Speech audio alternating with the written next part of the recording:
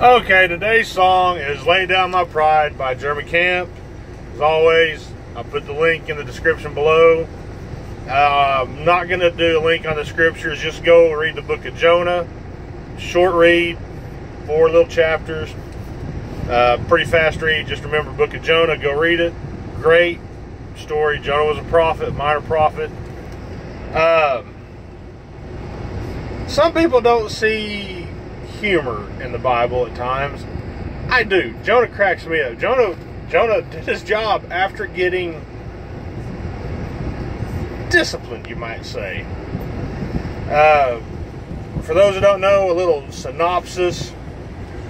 Jonah's prophet, hanging out in Israel, doing his job, prophesying, teaching. That's what a prophet's got to do, right?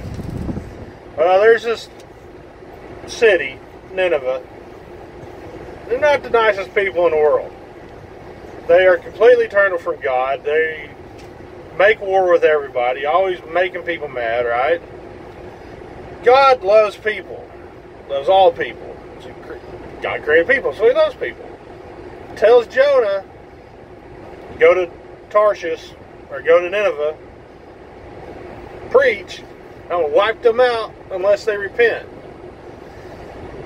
I don't know what the Ninevites had done to Jonah. I don't know if there's speculation that perhaps they had hurt his family or just flat didn't like him. He refuses to go, hops a ship almost sinks, they toss him overboard, gets ate by a great fish. Most everybody kind of believes it's a whale because he, could breathe and whatnot. So anyway, it just says a great fish in the Bible, which is whatever. So he's in this great fish, this whale, for 3 days, gets regurgitated back on shore, goes and preaches redemption to the Ninevites, and they repent. They repent in a big way. Tradition back then, when you repented, to show repentance, you put yourself in sackcloth and ashes. Look that up. It's a pretty interesting little read if you do some study on that. But anyway, they made the animals dress up in this. They repented so hard. But Jonah didn't want to go because he tells God basically, you promise you're going to wipe them out. Well, you're not going to do it if they repent. You're just going to be a nice God, like you keep your promises, and you're going to let them be. Jonah did not want that. He wanted that city wiped off the face of the earth. He wanted them gone. Lo and behold, just picture it. Jonah gets puked out, for lack of a better way of putting it, on shore. He's probably bleached out from acids in the stomach of this whale and what looked bad, smelled worse kind of deal. Comes up in there, tell them that God's going to wipe them out unless they repent. They repent. I mean, who wouldn't if you see this dude looking and smelling like this saying repent? So they repent. God gets them to repent. And if you study it out, the Ninevites were pretty nasty people. They repent down to the last dog and cat, literally.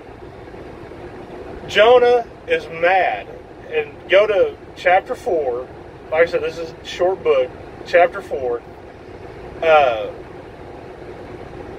But Jonah was greatly displeased and became angry. He prayed to the Lord, "O Lord, is this not what I said when I was still at home, that this is why I was so quick to flee to Tarshish? I knew that you are gracious and compassionate God, slow to anger, abounding in love, a God who relents from sending calamity. Now, Lord, take away my life, for it is better for me to die than to live." This dude's pride was such that he would rather die than see these people repent. Like I said, I don't know the wrongs that they'd done to Jonah personally, or the whole backstory. It don't really matter. What I love is, "Oh Lord, is this not what I said when I was still at home? I knew that you are gracious, compassionate God, slow to anger, and abounding in love." That's awesome. Our God is slow to anger, and he abounds in love. It's awesome. Verse 5, Jonah went out, sat down at a place east of the city, where he made himself a shelter, sat in the shade, and waited to see what would happen to the city. Then the Lord God provided a vine and made it grow over Jonah. It gave shade for his head to ease his discomfort. And Jonah was very happy about the vine, but At dawn the next day, God provided a worm which chewed the vine so that it withered. When the sun rose, God provided a scorching east wind, and the sun blazed on Jonah's head so that he grew faint. He wanted to die and said, "It would be better for me to die than to live." But God said to Jonah, "Do you have a right to be angry about the vine?" "I do," he said. "I am angry enough to die." But the Lord said, "You have been concerned about the vine, though you did not tend it or make it grow. It sprang up overnight and died overnight. But Nineveh has more than 120,000 people who cannot tell their right hand from their left, and many cattle as well. Should I not be concerned about that great city?" Basically, God says, it's my vine. I made it grow. I make it die. These are my people. These people I created. I care about their soul. I care about their future. I care about where they're at.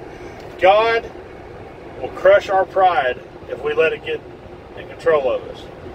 God will comfort us, but then He'll send the east wind, the hot wind, to make us get off our butts and move. Don't let your pride take over. God says to do something, even if you don't like it, it needs to be done. He will make a way for it to be done. I don't want to spend no 3 days in the belly of a whale, so I'm not going to do that. So love you guys. Peace out. Read Jonah. It's a great read, great story, and there's some humor in there. Love y'all.